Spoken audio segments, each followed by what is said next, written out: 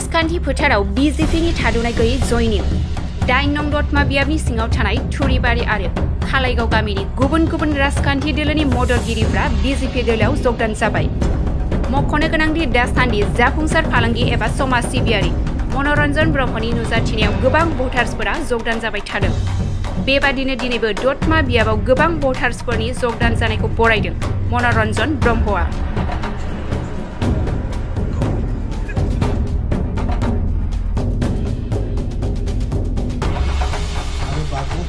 हाबाफारि लागासिनो दिनै बबे बबे जायगायाव जगदान हाबाफारि लाबोखो? साबायखर जासिनाय थाबाय सोंनायनि थाखाय। दिनै जोङो फुंनि 8टा बाजिनिफ्रायनो जोङो खालाइगाव जयसिमलागुरि बे जायगायाव मोननै जयनिं लादों।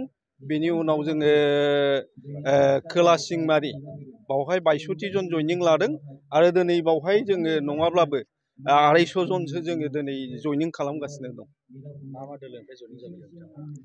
दोलो हिसाबैथ' जोङो दिनै बावहाय नुनो मोनदों बांसिनै बिपिएफनि आरो गुबुन गुबुन दोलोनिबो दं।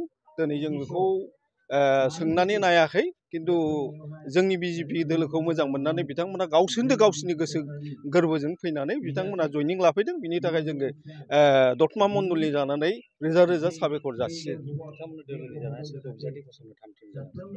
जोंहा जोंनि ओनसोलनि सासे राफोद फालांगिरि एबा समाज सिबियारि मनरन्जन ब्रह्मखौ जोङो ओनसोलनि जानानै समाजनि जानानै जों बिजाथि हिसाबै जों फसंनो नागिरदों आरो बिथांखौ जों देरहाहोगोन।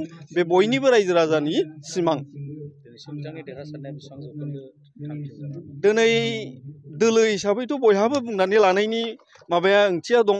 दिनै जों बिजेपिनि जानानै जों बुंगोन जोङो दिनै मनरन्जन ब्रह्मखौ जेरैखिजाया देरहाहोनो हागोन आरो देरहानाया स्पस्त जाबाय। बेखौ जोङो दिनै रायजो राजानि सिगाङाव मेसेज हरनो हायो।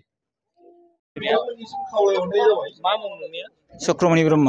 गामिनि मुङा? सुरजाकाटा। सिगाङाव मा दोलोआव दं नोंथाङा? बिपिएफ दोलोआव। मा पदआव दं? आङो प्रेसिडेन्टआव दंमोन। प्राइमारिनि। दिनै मा दोलोआव जगदान जाखो?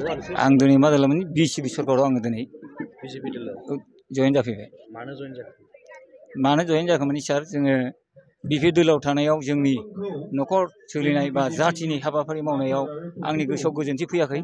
बेनिखायनो आङो नैबे बिजेपि सरकारनि सारखौ आंनि गोरबोजों गोजोन मोननानै आं दिनैहाय बे सारनिसिम दिनैहाय आथिङाव हमफैनानै बे सारजों आं लोब्बा जानानै जोंनि जातिनि हाबाफारियावहाय आवगायफानो थाखाय दिनै आं सारजों नुजाथिफैनाय जाबाय।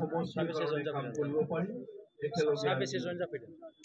जोंनि सुरजाकाटा गामिनिफ्राय टटेल बुथियापाड़ा 1 नं, सुरजाकाटा मैनागुरि आरो सुरजाकाटा रेभिनिउ भिलेज